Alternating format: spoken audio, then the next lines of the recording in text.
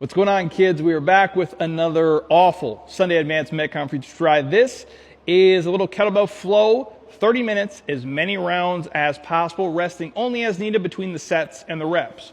We're going with 20 as the volume here on everything. We're going to go straight sets, work our way through. Again, the biggest key here is finding a kettlebell that's going to challenge you but not completely murder you so you can actually finish the workout, keeping proper form and technique throughout.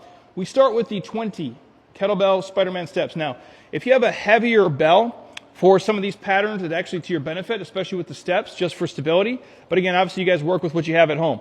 When you set up, normal kind of push-up position, straight line head to heel, I'm just stepping forward as far as I feel comfortable. Let it stretch for a second for 1, then 2 on the other side.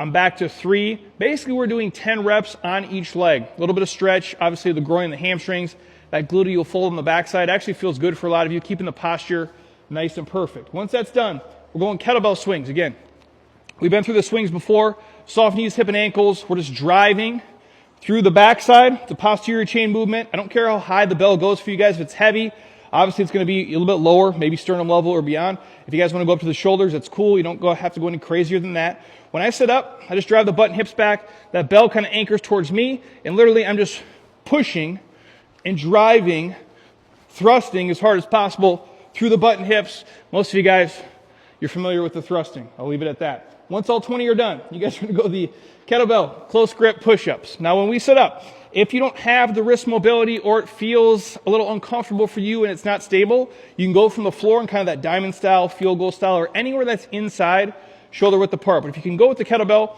let's put the feet nice and wide just so we have a nice stable base.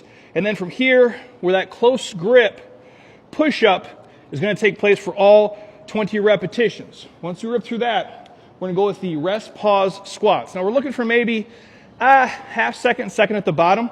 So the normal kind of goblet squat, we're going to pack everything nice and tight, pushing through the heel, back straight, chest out.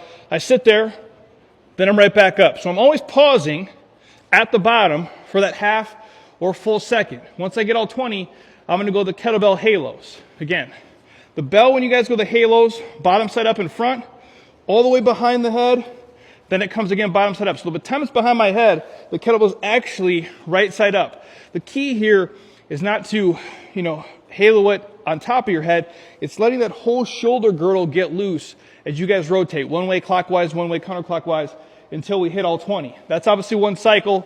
Your goal is to get through as much as you can in the 30 minutes. Tracking for time as always, chasing quality reps, not just the clock.